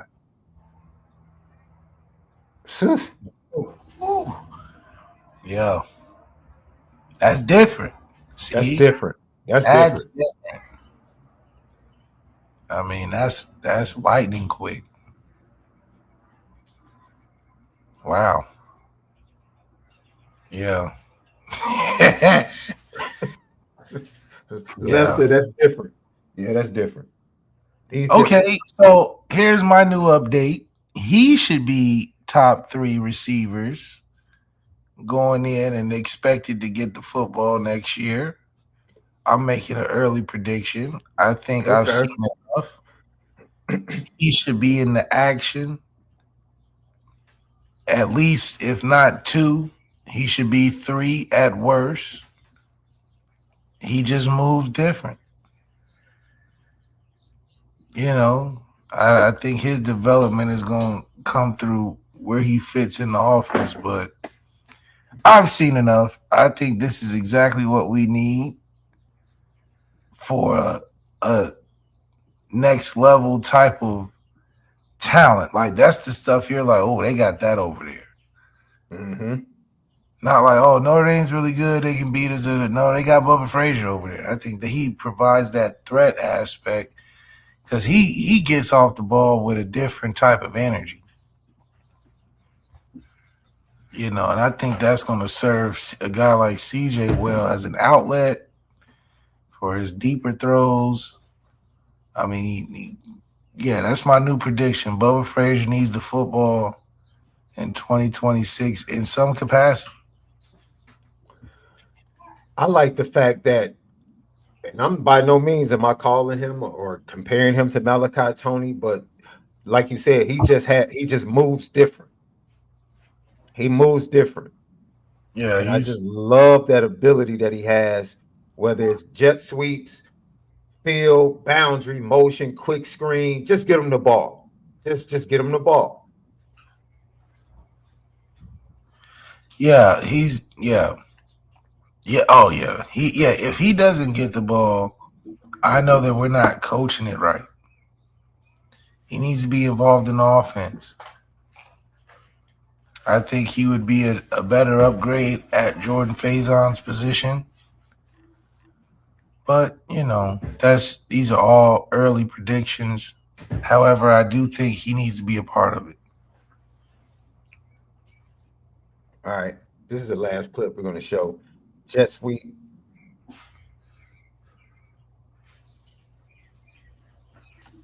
Yeah. Yeah. So left, I think it was the second play. You were like, okay. Yeah, that's all I need to see. Yes, that's good. Yeah, that's good. That's good. We need that. Let's check out Braden Robinson from his senior year and see what he has to show us. Texas kid talked about what he did, and I think this kid is going to be spectacular.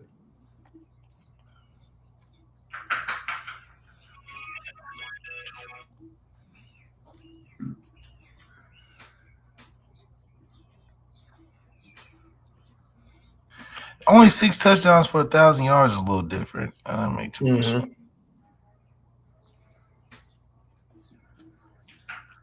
He's another speedster, though. I liked how he talked about playing up when he was in 8th grade, playing against varsity, practicing against varsity, feeling comfortable with the big stage.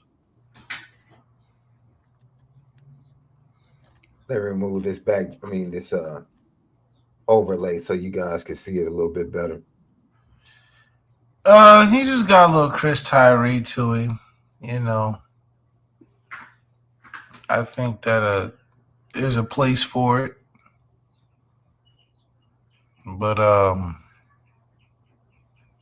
yeah, I mean I think there's a place for him. I don't think he's Bubba Frazier. No, Bubba Frazier, his suddenness is No, yeah, I think that I'm glad I'm seeing the tape again. I can kind of see where the rankings in my mind would be, but it's a place for him. It's just unfortunate that I saw Bubba's tape first. right. That is kind of crazy. Like you see Bubba and it's like he ain't Bubba, but there's a play. I mean, if anything, he gets better in a couple years, and probably be like the what's the kid that went to Kansas State? The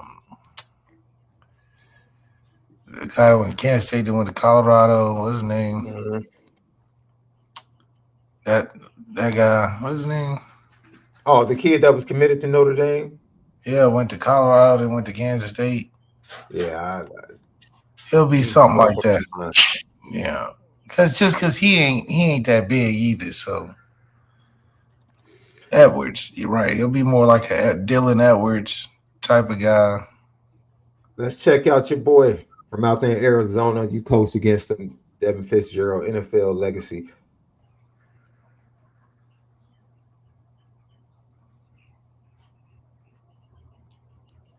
He's going to be a slot receiver, physical guy.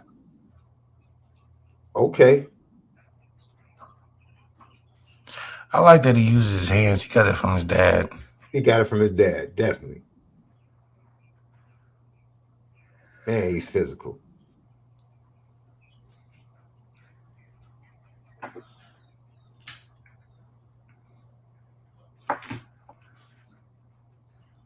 He's going to have a knack for getting open. Third downs, just like his dad. Great hands. That's probably what you're going to get, bro.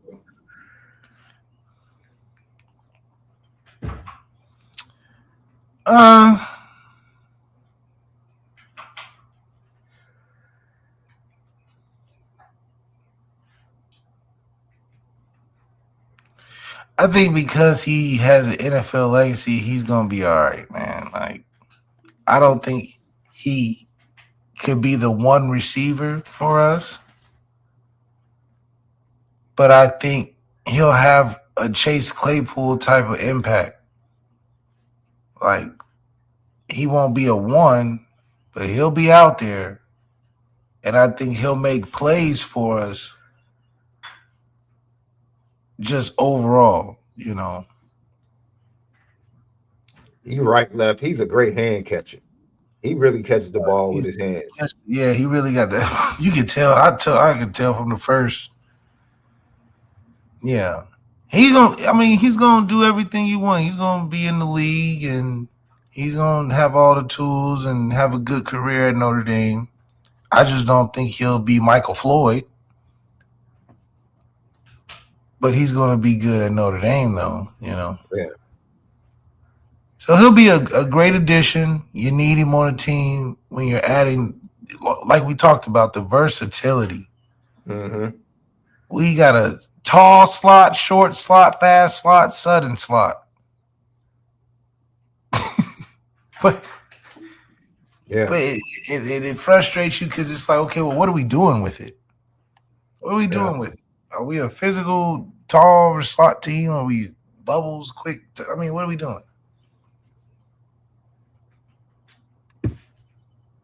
I feel you. I love it. I love it. I absolutely love it. All right, last but not least, on the way out, your boy Caden Finley. And as I said before, the last 2 years, 156 receptions, 2,917 yards, and 42 touchdowns, which is absolutely insane. It's insane.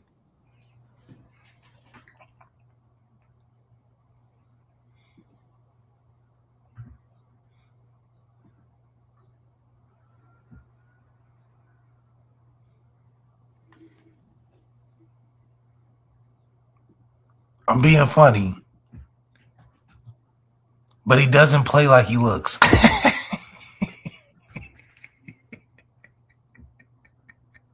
don't even know what that means. He's a lot grittier than I would give him credit for. He's a well-manicured guy, but he plays real physical.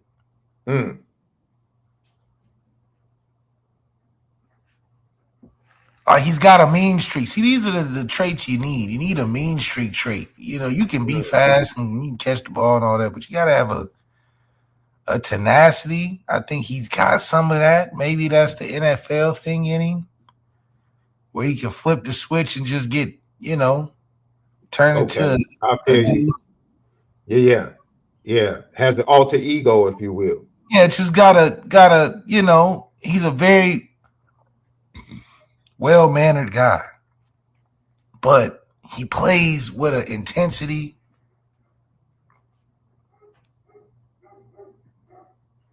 He plays with a fire. So, I think if anything, he would be our most consistent guy to go to. And I just like the size of these guys. It's unfortunate they all playing slot. They need to mix that up a little bit or go 5 wide or whatever. But we got the like I said, the skill and the position to be really, really special, especially with a quarterback that can do some things. I like him a lot, man. Like I said, what is Denbrock like? Well, you talk to Denbrock, ask him. He said he like all the boys. He said they doing really good. He's really excited. Like he about to put points on the board, but I'm just interested to see what we do with this, man. It'll be unfortunate to treat these guys like Tobias Merriweather. I hope not, Lev. Don't say that. Don't say that, Lev. Don't say that. I don't think they get the Tobias treatment. I don't think this class gets the Tobias treatment. We haven't shown nothing else. We got guys that come out of nowhere that make plays for us. If we're recruiting like this, Jordan Faison doesn't see the field. And it's not Jordan Faison not being good, but we're watching guys that can play right now. We ain't looking at the lacrosse team for help.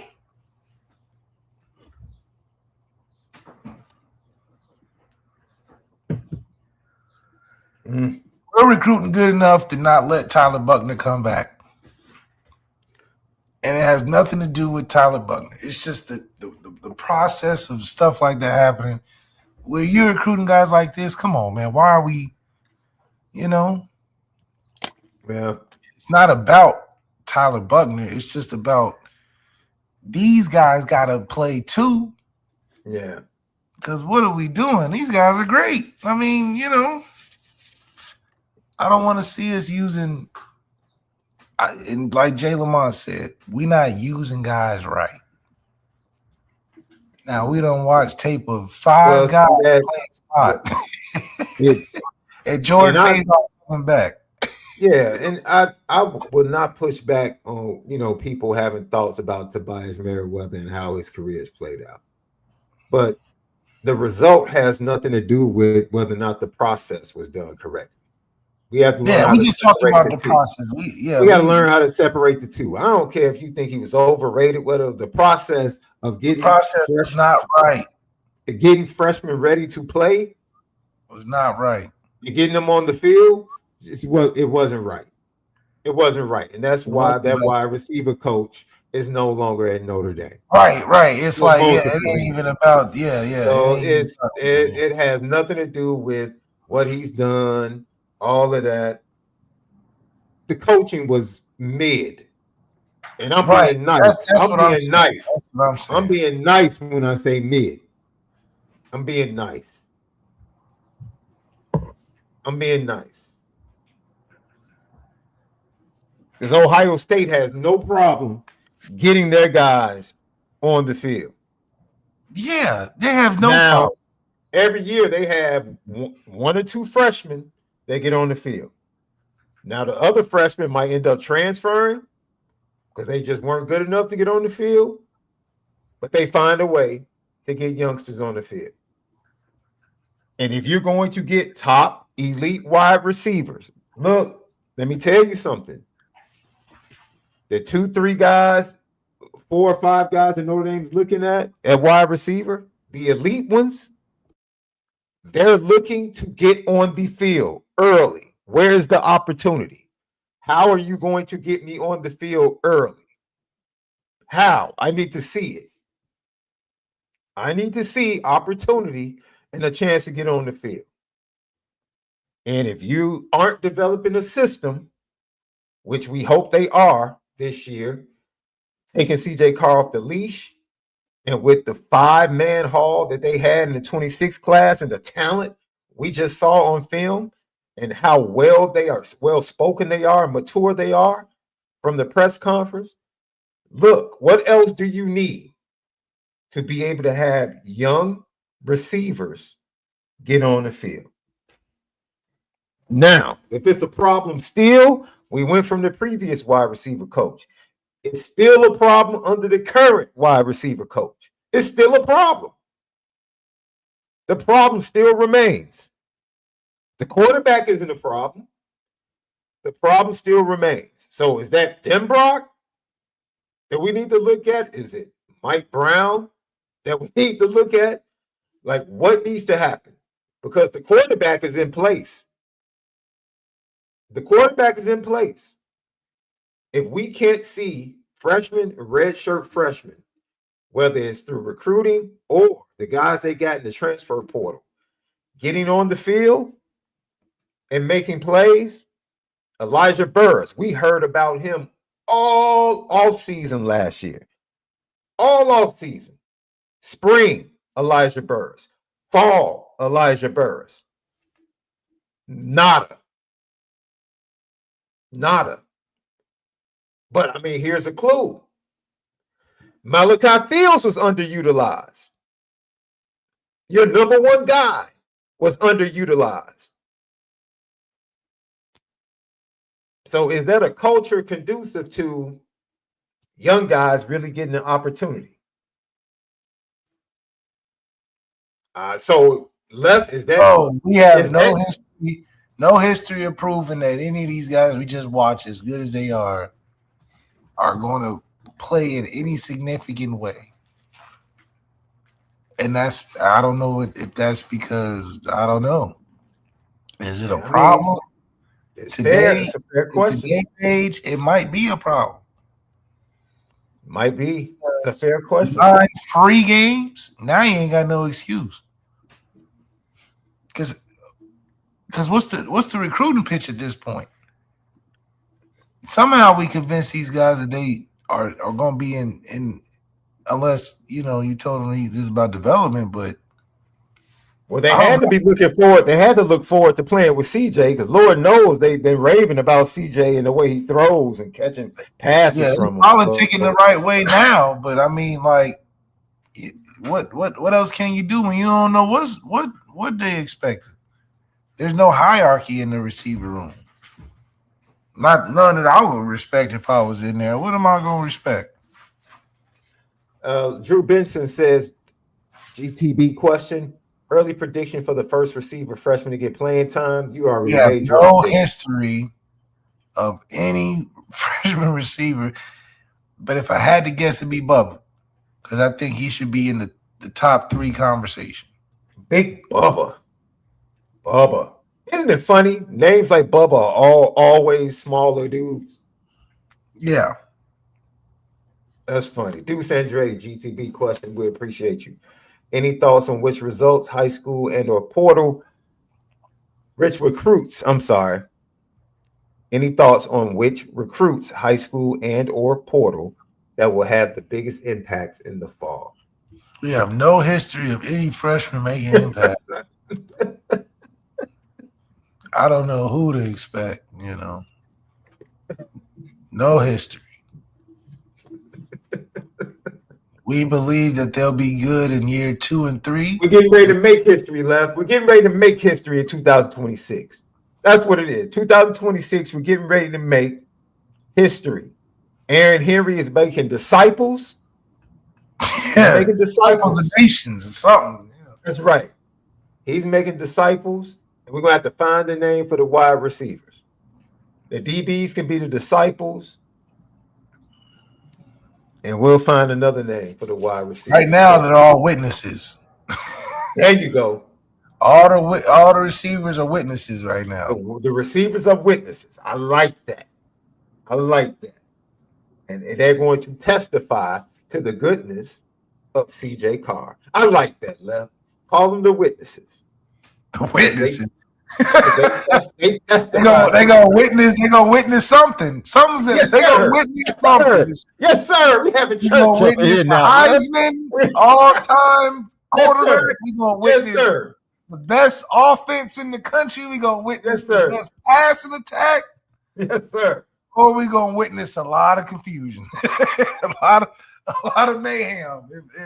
They definitely the witnesses for sure. I was looking for my organ. I was about to cut my organ on. For real. I mean, we about to witness something because there's no top dog. There's the expectation of a Heisman at the quarterback. He does not have no rapport with any of them guys. Who he got rapport with? Name them. Name the guys CJ's like, okay, at least I got XYZ.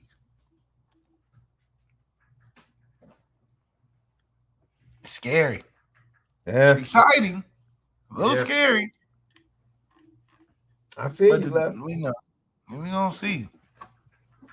Lucky Lefty Podcast. Great show, Left. We heard from Aaron Henry. He absolutely knocked the first press conference out of the park. If you missed it in its entirety, go watch it. And we heard from the offensive early enrollee freshmen, the wide receivers, the quarterback, and running back. Tomorrow, we'll hear from the offensive linemen and the tight ends that spoke. And then we'll have to save it for tomorrow. So join us tomorrow. We'll talk about just how much NIL money Notre Dame spent and whether or not you like Notre Dame being that aggressive in NIL. We'll talk about that tomorrow. Hey, we hope you guys continue to lock in with us on Bleav Network. Go over there, Apple Podcasts, Spotify, tap in, set it up for automatic download. So whenever we post, you get it. You get the notification. Real simple. TikTok, X, Instagram at Lucky Lefty Pod. Subscribe to us on YouTube. Hit the thumbs up. And we're presented by FanDuel. Go over to FanDuel.com. Download the FanDuel app. Have a great rest of your Wednesday. From myself and Left, home of the misguided passion. And we're forever committed to making sure that we spin it different. We'll see you tomorrow.